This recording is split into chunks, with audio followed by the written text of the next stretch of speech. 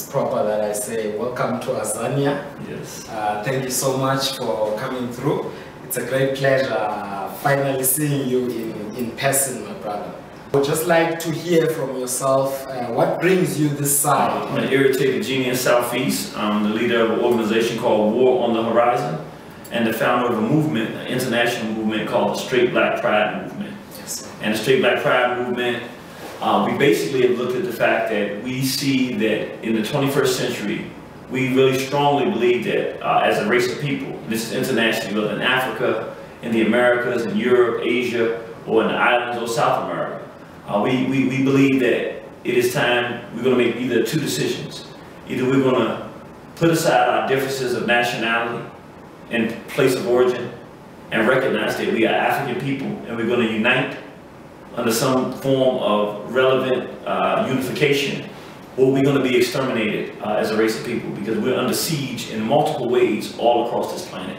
And so what we've decided is to create a platform similar to what Brother Garvey created, peace be upon him, Marcus Mosiah Garvey the Great, the UNIA, Universal Negro Improvement Association, which simply at that time said if you're black, you can be part of it. But we said we have to update that to the world situation that we're in to be relevant to 2018, but we've created a movement called the Straight Black Pride Movement. And basically it has three bases of platforms. Straight, meaning that a man is supposed to be with a consenting man, is supposed to be with a consenting woman. We don't believe in homosexuality. We don't believe in pedophilia and the rape of children or abuse of children. We don't believe in any kind of sick perversion. We believe that a consenting man and a consenting woman is the only acceptable behavior if we're going to survive as a race of people on this planet. Number two, the black means you have a black mother and a black father. So we're not just talking about being straight, but it's a straight black man with a consenting straight black woman saying we're going to come together in a union. And so that prevents one of the things we read our book, The Destruction of Black Civilization by Dr. Chancellor Williams. He tells us throughout history, the key element in the destruction of black civilization has been integration. Where there's been allowing foreigners, non-Africans, into our spaces or interbreeding with non-Africans. Both of those together and either of those singly have destroyed African civilizations. And we see it happening internationally now where black men are moving away from black women and black women are moving away from black men. Some of it's happening naturally, some of it's happening is being perpetrated through media and various other means to destroy us as a race. And so we say we want black men, black people with a black mother and a black father because we want to incentivize the right behavior. Yes. And then lastly, pride. What good is it if you have a good product, you here in South Africa, and I have a need and I'm in America, but because we have a sea or an ocean partner us, we don't work together? That makes no sense. Whatever it is, the goods and services that my brothers and sisters have here and that we have there, we should be sharing them. Yes. We should be providing our own food, clothing, and shelter. The African continent should be dominated and ruled and controlled by Africans, with black mothers and black fathers, with an African outlook, understanding that there is no free Africa without freedom for African people internationally, and there is no safety for African people internationally without a free, proud, productive, and self-determining African continent ruled and dominated by African people. So with these three things, straight, black, and pride, pride meaning economic self-sufficiency, support for one another, positive ways to be refer to one another, you're my brother. Yes. These are my sisters. These are the kind of language that we use to identify each other because we're one African family. This movement, we believe, is the most relevant to the 21st century. And my reason for being here on the continent, Uganda, Zimbabwe, we have a small chapter of the Straight Black Pride movement in Uganda. Yes. We have chapters all throughout the United States. We have 4 or 5 chapters in the United States of America now. And we want to start a chapter in Zimbabwe. We're looking for some land there that we're thinking about opening an actual infrastructure, Straight Black Pride movement. And we're coming to South Africa because we believe that we're seeing now with the brothers and sisters wanting to take their land back, the spirit and the energy of the Sipuye and the Stephen Bikos and those great African leaders and the Winnie Mandelas, these great leaders, it seems that it's in the people now. And we feel that the Straight Black Pride movement would be the space and time for South Africa in 2018. Yes, sir. All right, so your trip in Zimbabwe, how did it go? How long were you there, and how did it, did you get, you say you wanted to get land there, and did you have any meetings with any significant people? that sort of stuff. Yes, well actually, my first trip to Zimbabwe was in 2016. I went on a business trip to try to, we have some major things that we're looking at doing. And at the end of my trip, 2016, I made the connections to go forward. I actually had planned a meeting with the Lion, we call him the Lion of Africa, Mugabe. Yes, sir. But I scheduled the meeting, was gonna have the meeting, and then didn't get back in time. And then of course he was removed. So, but we still are working to get some meetings there because we have some major things that we're looking to do in Zimbabwe. But this time around, having gone there, I've been there for like short of a week, and I'm gonna go back to finish off the week. We've made some really good connections, some strong brothers and sisters who are linked to the brothers and sisters who fought for liberation. So we're meeting with serious black people, and they can understand, get an idea of what we're trying to do, and they're helping us secure very prime real estate to lease or use so that we can start building our straight black pride movement there. And then of course we say, this time around we want to come to South Africa and then connect with the brothers and sisters on the ground here and help start the movement here as well to have a strong chapter. We feel like in Southern Africa, the strongest potential for a strong, powerful straight black pride movement chapter is here in South Africa because of the energy and the historical situation and the direction brothers and sisters are going here in terms of taking back the land. You know, in South Africa, we consider South Africa to be the capital of the African continent with regards to the homophile agenda, you know, the homosodomist agenda. And so, I mean, we've seen, you know, how the state really propagates, it promotes, you know, the homosodomist agenda. The entertainment industry is filtered with, you know, all of these, you know, homophiles, you know, and everywhere. I mean, in this country, we do not have any voices, public voices, public institutions, or movements that are really speaking against the homosodomist agenda and the homosodomist onslaught on the black family. And so I'm just wondering, what are your thoughts around that, around the fact that South Africa itself is a capital in terms of within the African continent? And that's the perfect reason for, again, I said my organization's War on the Horizon. And you know, the first word in it is war. We recognize that in the 21st century that one of the key elements, the real centerpiece in the destruction of the black race, there are lots of different wars that are being waged. But the most lethal one is this homophile assault. The pushing of pedophilia, sexual abuse of children, and homosexuality is the quiet, deadly assassination of the black race. Because it is the one thing that we don't need Europeans around to monitor if it takes over. In other words, they can only have the land when they're physically on the land. Once they leave the land, we have the land back. So the land issue is only an issue with them standing there taking the land. With the chemical and biological warfare, we only have that if we take the food that they give us, if we take the water that they give us, if we allow them to provide us those things. That's how they can do that. And with the physical assault, where they're coming in, the Asians are coming in now, the Chinese, the Indians are coming in, the Europeans are coming in. But that only happens when they're physically here. When we push them back, that's done. The one that they have, that they don't have to stay, is when they molest children or molest the minds of our people and get our people to de-Africanize, to stop thinking that the man is supposed to be there as a partner for the woman, and to internalize a sick, perverted European psychopathic pathology, male with male, female with female. Once one of us passes that to the next and then molests a child and keeps pushing it on, they no longer have to be there. We're now killing and destroying ourselves. I often ask people, we were talking earlier about how there was a time when our brothers and sisters in South Africa had to carry a pass. And our brother Sipuye said, and led his group, the PAC, and said, we're not carrying passes anymore.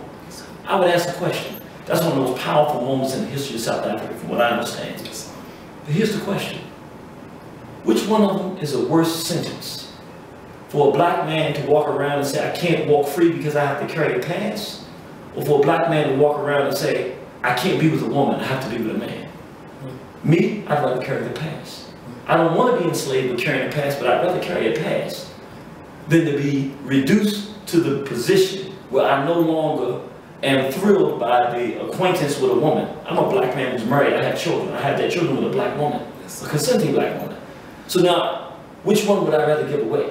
And see, what we're not realizing is that it is a different form of colonialization and imperialism, but it's far more deadly. Because you can fight for the, again, you fight for the past, you fight through that. It takes a lot, but you change your conditioning.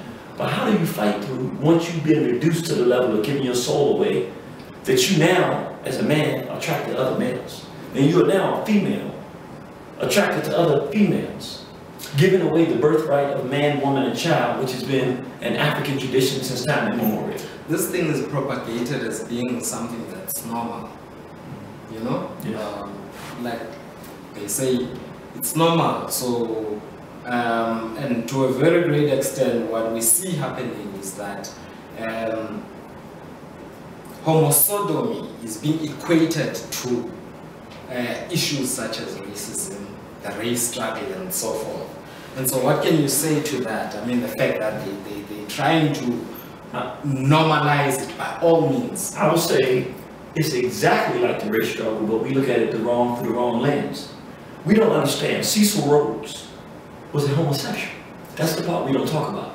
He used to rape young black boys and throw them off cliffs. This is part of his history. His boyfriend, Neville Pickering, is in my book, War on the Horizon, Black Resistance to the Homophile Assault.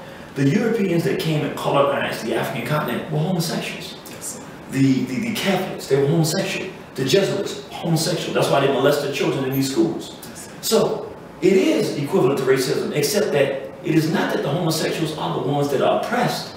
The homosexuals have always been the ones that have been the oppressors. Yes, because we as Africans were not homosexualized. Yes. We were not homophiles. We did not molest children. We had very strict traditional, you had to go to the father, and the father would accept it. And the woman was revered. You had to come and show that you could take care of her. How many cows do you have? So we had a culture. The racists used to make us carry passes. Now they're going further than the past. Now they want you to carry the pass of their culture, which is insanity. So it is racism, except that it is not the victim of racism. The homosexual is not the victim of racism.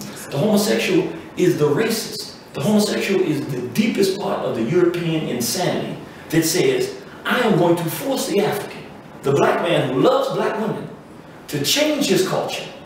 He had to carry a pass yesterday. He had to go in diamond mines and half naked yesterday. I'm going further than that now. I'm taking away the African outside of him.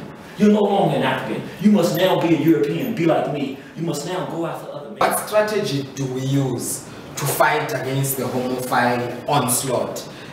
Seeing how much homosodomy is promoted, as I've said earlier, in the media, entertainment. We see it these days even in the church. Pastors are into this thing. It's everywhere. Politicians are into homosodomy, and I mean mainstream media everywhere, in every platform that you have, homosodomy is largely promoted. And as I've said, there are no voices, there are no institutions, no organizations that exist in this country that speak up and speak out against homosodomy, you know. And so I'm asking you now, what strategy do we use? How do we, effectively make our people conscious of this thing and literally be able to root it out? Yes. You know, a lot of young people are into it. I mean, in universities, in school, in the communities, they're into it. How do we deal with it, brother? The first thing we have to do is people who are African-centered and have an understanding of what's actually happening have to get an audience with our people and educate our people to what's happening. Because this is how this war is being waged. The other wars have been physical wars launched through military. Yes, this war, in the current context, is being waged differently. It's a psychological war to get us to open our minds to accept it, and then we begin to practice it, and then we believe that we own it. So in order to fight this, it's a little bit different than some of the things we did before. Now, I know Brother Stephen Biko had a movement you were telling me about called the Black Consciousness Movement. In modern context, the Black Consciousness Movement has to be able to understand and articulate properly what this homophile assault is doing to our people. The reason that it's difficult for us to resist today is because, like in the past, we are allowing the homophiles to set the standard of language and dictate the dialogue. So for instance, when we talk about the violence associated with black people being against homophilia, what we don't talk about is where does homophilia come from. So this is what we have to understand. Where you do not have a community where children are being sexually abused, you don't have black people involved in homophilia, homosexuality, pedophilia. In order for a community of black people to be participating and accepting of homosexuality, before that happens, children had to be sodomized, raped, and brutalized. Now, if I ask the question, do you have a problem of sexual abuse of black girls in this country, without you even giving me the answer, since you've told me that you have an issue with homophilia acceptance in this country, I can tell you, without having to do any investigation, because this is what I do, it is an absolute fact that the standard is, that means that there are lots of black girls that are being raped and molested as children. Would I be correct in saying that that's happening in South Africa? Definitely. I'll go beyond that. Since you say there's an acceptance of homosexuality amongst the males here, I'm saying definitively that in the Jesuit schools, in the Catholic schools, and in the communities, there are males who have been sexually violated themselves, who are now sick and are molesting the boys. This rape and violence has to occur first before you even get a thing called a black homosexual. Now I would ask you, have you heard of stories in South Africa of boys being molested? Yes, sir. Okay. Definitely. A number of stories. I mean, there are recent stories now of some teacher who was molesting young boys in his school in Pretoria.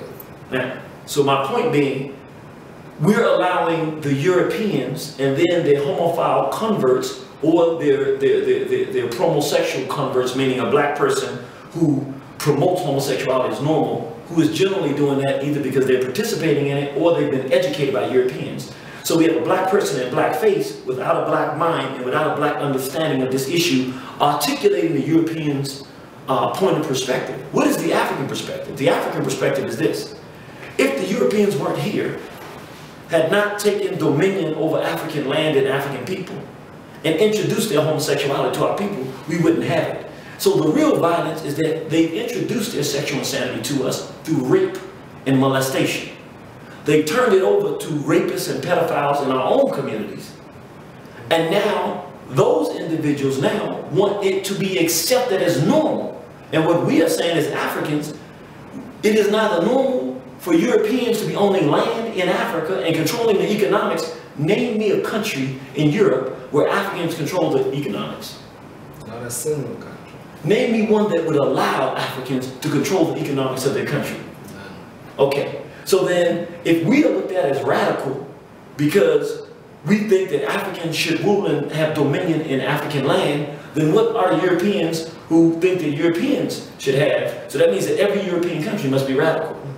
Or Europeans are not radical. It's normal for them to own and control their land, which means that you and I are normal because we believe that we should control African land, which means the real radicals are the black people that think they should be slaves and let somebody else economically control their own land. A normal African would say, this is African land, this is the continent of Africa, we should rule. Well, the same thing applies as it relates to our own sexuality. See, when we have these dialogues, it is either Europeans or European-minded Africans who are articulating the dialogue. An African does not talk about the violence that occurs to someone who insists upon participating in a sick, perverse behavior that is not acceptable for African people. An African would say, the violence is that you're trying to teach my son that he should be my daughter. That is the violence. And we meet violence with violence. So if you want to stop any sense of the rise in the spirit of African people, then stop pushing your insanity on us. We do not wish to accept your homosexuality. We're not going to accept it. We didn't accept apartheid. We're not going to accept sexual apartheid. You're not going to tell us, no matter how sophisticated your language is, that it is somehow my African responsibility to accept your European insanity. If you want men to lay with men, go to England, go to America, go to Europe, go to France, go lay with your men. In Africa, the black man is for the black woman is for the black man. We have to raise our families, we have to take our land back, we have to take control of our own destiny. And that is not just in Africa, the hard continent of Africa, but in any spaces around the world with the large number of African people living. We must take the position, intellectually first, to understand it, to get the language to explain and express our culture, and then make it a political platform. We have to go to the students and say, look, we need you to do your plays on African culture and how we have to resist this assault. We have DVDs and we have information that they can share to teach them this. We need debates where you have the straight black pride students that are saying we're straight and we believe in African culture, the black man is with the black woman, this is our story and our culture. And they can debate whoever wants to get up on there, and they can wash them away with whatever counter position that they have to our African dignity. We have to take our music, and our musicians must begin to say, no, Africans are proud, productive people.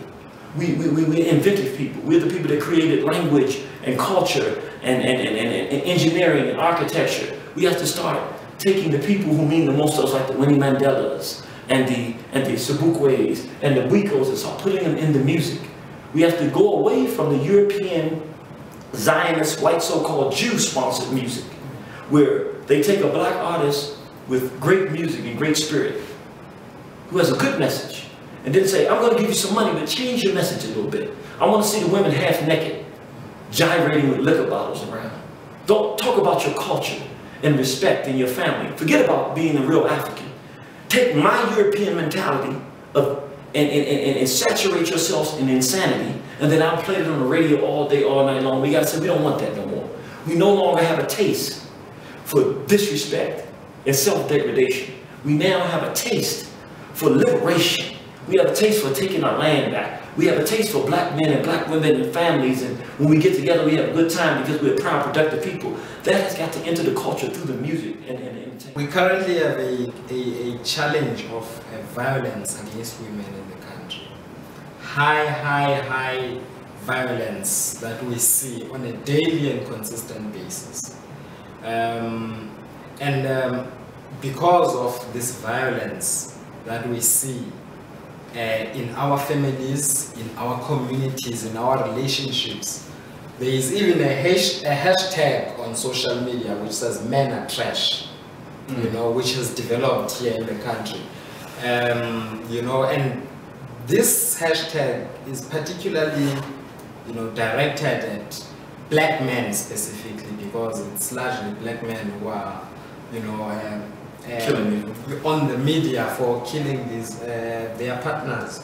So as a result, you also hear a lot of women starting to say, maybe now we must love each other as women and stop having relationships with these violent black men, you see. And so I guess then my question is, what would you say, you know, to our sisters and to our men here in Tanzania? I mean, as black men and black women, what would be your message in the context of that violence that occurs? And I mean, you have explained very well that violence, even homosodomy, is a violence on us as a people, and there are many forms of these sexual violences that are inflicted on us as a people, you know, from slavery through the colonial era, right through apartheid. After they did the black exploitation era, they brought crack cocaine into the black community, which was a drug that was more addictive and destructive to families, and really it was the first drug that ever came and devastated black women. So we had a situation, a whole 10 to 15 years, where a substantial portion of our population didn't have mothers. But those women, in order to get crack, in order to get this drug, they would start to sell their bodies. So there became an environment of exploitation of women because they were in this bad situation due to this crack cocaine. At the same time, they came and gave young black men they blocked us out of the job market. Sound familiar? So we weren't able to get money and make a living and take care of our women and children, but they brought crack cocaine in and then brought guns. So then, because crack was so addictive, and you could make so much money because of the addictiveness of people, young black men started fighting over corners, selling drugs to our people, and then they started mass incarceration. It is through this process that the black male violence against black women starts to expand, because you got a drug culture with young brothers, young, immature, with weapons, with no proper direction, going around fighting over corners, and now having money to get all the women that they want, because they can buy the women anything they want, but also having no respect for women because they can have any woman they want, and it's all about money and sex and authority and gangsterism. So they begin to destroy the black community with that. Then they put something on top of it. At the same time that was happening, hip-hop came out. And we were singing songs like AFR, ICA by Stetsasonic, talking about freeing South Africa and stuff. They wanted, the Jews specifically wanted to change that direction. Public Enemy came out. They were talking about fight the power and stand up. They countered it with a movement that attached itself to the drugs that they were pushing in the black community and the violence. And they put out a group called NWA, N-Words with Attitudes. And all they talked about was raping black women and killing black men. So they sponsored a cultural explosion through music of constant violence, one against the other, and rape and abuse of black women. I grew up listening to both sides, the positive side and the negative side of this music that advocated the abuse, the rape, the torture of women. So from the 1988 till right now, the Jews have prevented any other type of music from coming and toppling that. We've had a 30-year period of nothing but derogatory cultural music that young boys listen to that tells them to violate and mistreat black women and see them as sexual objects, which leads to an increase in the rape and the brutalization and the violence against women.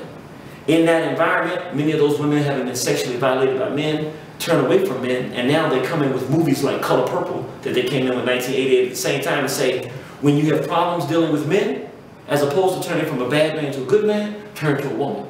So now you bring the problem of lesbianism in. While that's happening, the mass incarceration was happening in America. The men are going to jail, many of them going as young youth, getting raped, now become homosexuals coming out and raping children in the community. So now you have pedophilia, which is the molestation of children, leading the boys to homosexuality and the girls to lesbianism, and homosexuality all exploding under the guise of violence towards women and men in the black community. And now you have a crisis situation in America where, I mean, the percentage of our young boys that are homosexual is so bad, you can't even really, we can't even quantify it. It is part of the standard culture now. When I was growing up, there was unheard of homosexuality. If you were a homosexual in the black community, we would brutalize you because we didn't want that, or we knew it was foreign to us. We said that's some white folk stuff, and we didn't want nobody messing with our children and impacting them. When I was a child, I said, well, you could not be homosexual. You could not be a lesbian. Now, you can't say anything about it because it's so prevalent. And the media and the law prevents you from doing it. They even have in America now, in our school system, the teachers, they won't tell you as a parent, but the teachers come into the school and do for kindergartners, tell your son that he can be a girl if he wants to. And tell the girls you can be a boy. And if you're a parent and try to pull your students out, they say you can't come to the school. So they're trying to force this European sanity on us in America. But it's through the same process you're talking about. They sponsor a culture of violence through preventing job opportunities and other forms of economic oppression. And then through cultural promotion of poor values with an African rhythm but a European intellect. The same violence that Europeans will put on us, they just put it to a black beat and have a black person saying it. So if whites were going around shooting and killing black people one time, they just get a black person to talk about doing the same thing to black people, raping black women. That was the European, that was the Boer, that was the English here doing that. They just translate that into a black person, make it sound good, give it some rhythm, and now our young people listen to it and emulate it. So I'm pretty certain that the same thing is happening here that is happening in America because it is a formula they're using around the world. So the way we fight that is to take control of our own identity, to understand the history. See what we do, like one of the things I do, I'm talking now, but I like to do video things because I will show you Here's the music we were playing. Yes, sir.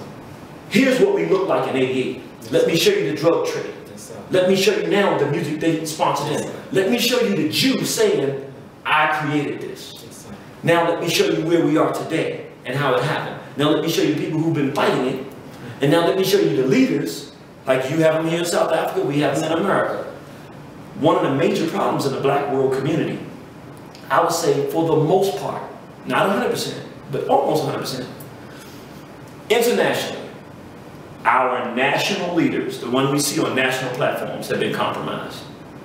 I'm saying it again. No matter where you are on the planet, those who you see that have national platforms where the media comes and allows them to deliver their message, they are compromised. They are either homosexuals, supportive of the homosexual agenda, or integrationist race traders, meaning they would prefer to be a slave and a manager under white authority than to remove white authority and to have black dominion.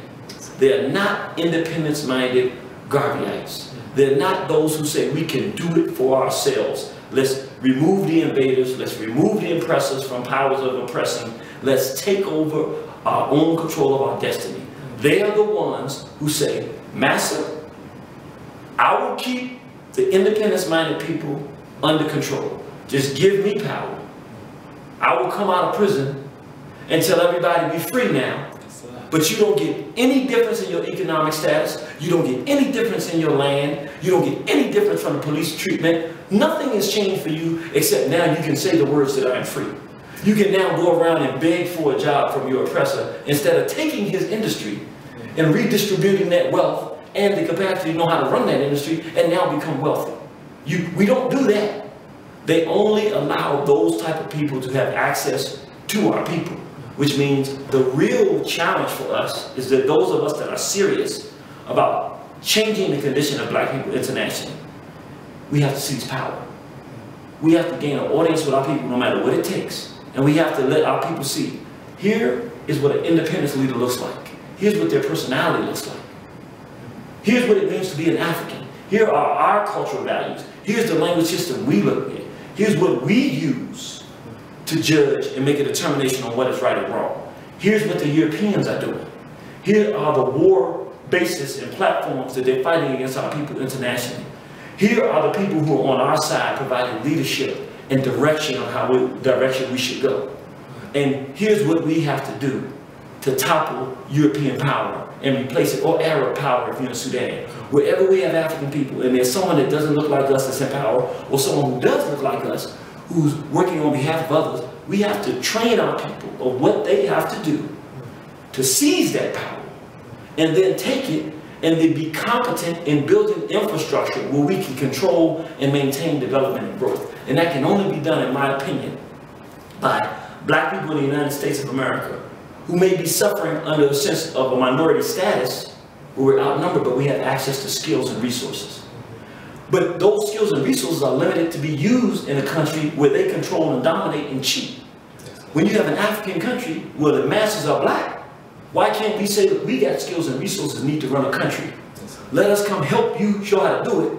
And you can tell them we don't need these others in this country. You don't need them anymore. Push them. Push them aside. Open up for us. Let us help you and train you in the things that we've learned there. And now you can build your infrastructure.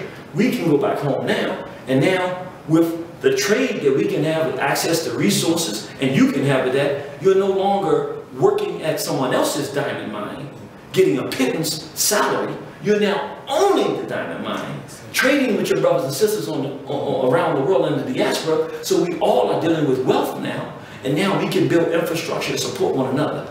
We can put the pieces together, but it will require us to put our egos aside, push the integrationists out. We have to suffocate them. The same way they've suffocated the African nationalists, the independence Pan-African leaders throughout the last few decades. They suffocated us. We have not had the audience to our people to lift and direct them. We have to suffocate the integrationists. We have to leave them no room. We have to make them uncomfortable. We have to make them the same way we were afraid for our lives, or we are afraid for our status. We're afraid to lose our jobs. We have to push them in the same direction. Where we suffocate them at being a good slave. And where we begin to say, no, this is what independence looks like. This is an industry that we can take control of. We have the resources. We pooled our resources from around the world of African people. Let's seize this industry, take power of it, use it to develop communities, build infrastructure, have an idea of what we want. How are we going to uplift these regions in our communities around here that the people don't have skills? No education, low self-esteem. How do we turn that around? How do we stop the violence by having campaigns that are funded well to say, black man, you have to love your black woman. Look at the history, how our women have stood with us through everything. Nelson Mandela's in jail for 27 years, but his wife is out here fighting 27 years on the ground. We should respect and love our women. We have to be able to sell that though. We have to sell the respect of the black woman for the black man. Yes, your man is not in his proper condition, but look at what he's done historically. And look at the freedom fighting that these men have done to stand up in the face of pure death. And how you say Zimbabwe could be in jail for all those years, and every time they would come, the whites would go back and say he hasn't changed his opinion. He wants his people to have their land. You told me, my brother, enemy, that when the prisoners would walk by brother Sipuye, he would pick up the sand and just remind them. So they wouldn't let him even speak to anyone. He said, I don't have to have my voice, but I'll show you, this is what we're fighting for. And they couldn't break him. This is the material. These are the seeds of self-respect and love, black man for black woman, that we have to start selling to our people. And then you'll start seeing the violence decrease. Now, it'll decrease with ourselves. But what happens is, when we start talking about the violence against the homosexual, that is not black people really talking. What that is the European understanding that when the African awakens and realizes that this is a new form of imperialism, that you are now trying to force me as a man to act like a woman, that the African warrior, the Zulu will rise, the other groups will rise and say, he's not going to turn me in anything. And the violence he's talking about is not against the homosexual. It's against the European, it's against the Arab, it's against the invader who's trying to enforce their paradigm on us. Because they know once we start resisting that, well then why would we resist everything else? So in the modern context, the real unification of the race doesn't come just on a land construct. What good is getting land and giving away your culture? You essentially died and now you have the land. So your son is rich and wealthy, but he's a homosexual. You can't have grandchildren. Is that what you want? Your daughter's wealthy. She owns the greatest industry in the country, but she's with another woman. No grandchildren. Not even a respectable African. How can you walk around in that status and condition and I be proud of you? That's not what a brother and sister's made of. So the thing is, they recognize that once we arise, and see the beauty of it is that around this planet, the one issue right at this moment that the strongest and most committed African people around the world and the general populace, not the leadership, because they've been compromised, but the basic everyday black person would agree that a black man should be with a black woman. That today, in this moment, is the point of unification for African people worldwide. See, you're not going to agree on everything to begin with, because we're in different places. Can you just speak out to the black youth, the straight, black, young, black men, young, black woman here in Tanzania, who, I mean, for a number of reasons would not speak up or speak out on these issues of homosodomy for fear perhaps of being classified as homophobic or whatnot. Just a word of, encouragement and strength to the black youth in Tanzania. Yes. What I would tell you is that we're actually in a very interesting time. The things that our ancestors in America had to speak out against a couple hundred years ago would have got their legs cut off for trying to escape physical bondage and enslavement. The things that our ancestors here in Tanzania had to speak out against, passports and carrying identifications and various other forms of apartheid, would get them killed, snatched somewhere, taken and tortured. We're in a very unique time where all it takes for us to stand up is to just be who we are, to be proud, productive Africans. We have no excuse. We're not facing the same threat that our ancestors faced. There ain't no dogs chasing, barking to bite us and eat us in half. There's nobody pointing bullets at us and guns at us with bullets coming out of them to frighten us out of our minds. There's no threat of being hung or tortured or killed. The only threat is that we're afraid to be who we are, to stand up against the most sadistic, demonic, satanic, evil, sexually backwards, sick European aggression that we've ever faced. To actually tell our men and women not to be men and women, but to be something else.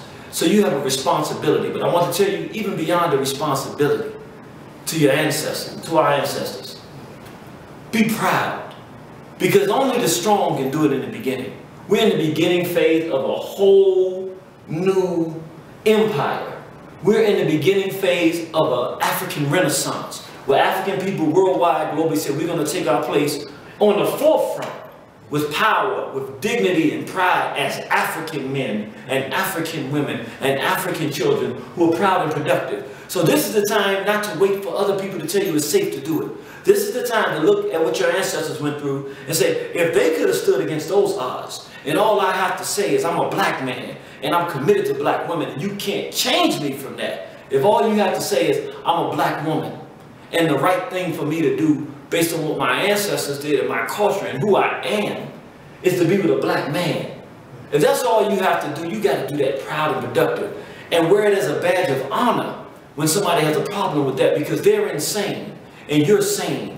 In every group of black people that stood up for our people in times of great misery, in times of great warfare, in times of great challenges we faced, all of them were spoken negatively against. They were called terrorists. They were called rebel rousers. But those are the people that we love today. We don't celebrate cowards. We don't celebrate the people who said, I can't do it right now, I'm afraid. What if I do this and I lose this? None of those people are celebrated. Let's be among those who are celebrated, because when it wasn't popular to be straight, black, and proud, when it wasn't popular to say that a black man is supposed to be with a black woman, we said it, we did it, we lived it, and we did it proudly, and we opened the door for our children to realize this was an assault against them, and they could resist it and stand up and fight against it without any fear of consequence, because as Africans, we should not fear consequences. It is our job in the 21st century to make those who want to challenge our right to exist and rule in Africa and abroad. It is our obligation to make them fear us and not us fear the consequences they have for us. So with that said, brothers and sisters, I want to thank you for tuning in and listening, and we'll see you on the battlefield. Thank you so much, my brother. All right. Enough respect. Yes.